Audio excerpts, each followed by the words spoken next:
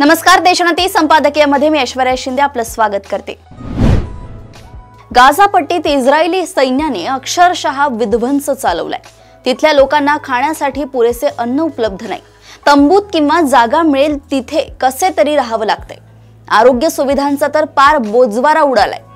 Israeli विमानांच्या सततच्या बॉम्बफेकीमुळे Gaza पट्ट्यातील जवळपास 70% इमारती ध्वस्त झाल्या आहेत आणि आता तर इस्रायलने गाझामध्ये गाढवे देखील पळवण्याचा उद्योग सुरू केलाय। गाझातील गाढवांची तस्करी करून ही गाढवे फ्रान्स, बेल्जियमला पाठवली जातात। गाझामध्ये बांधकाम करण्यासाठी या गाढवांचा वापर होऊ नये या त्यामागचा उद्देश असल्याचं सांगितलं जातंय। गाझामध्ये गाढवे वाहतुकीसाठी खूप महत्त्वाची आहेत।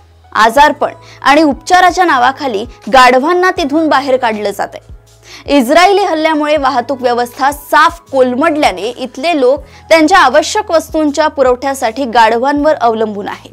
गाझामध्ये गाढवे सोन्यापेक्षा जास्त किमतीची आहेत। गाझातील रस्ते पूर्णपणे खराब झाले आहेत, त्यामुळे गाढवे हेच एकमेव वाहतुकीचे साधन आहे।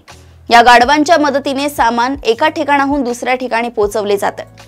तसेच जखमी लोकांना आणि कुटुंबांना एका ठिकाणाहून दुसऱ्या ठिकाणी नेणे सोपे होते। इस्रायली सैन्य गाढवांना उपचारासाठी नेत असल्याचा दावा केला जात असला तरी स्थानिकांच्या मते यामागचा उद्देश खूप वेगळा आहे। गाझामध्ये इंधनाची खूप कमतरता आहे, त्यामुळे गाढवे तेथील लोकांसाठी सोन्यापेक्षाही जास्त किमतीची झाली आहे। गाढवांचे मांस हा तिथल्या लोकांचा एक मुख्य अन्न स्रोत आहे। तेथील लोक गाढवांचे मांस खाऊन आपले जीवन जगतात। काही दिवसांपूर्वी तिथल्या एका अन्न वाटप केंद्राच्या जवळ चेंगराचेंगरी झाली आणि त्यात 20 पॅलेस्टिनी लोकांचा मृत्यू झाला। यावरून तिथल्या परिस्थितीची कल्पना येऊ शकते।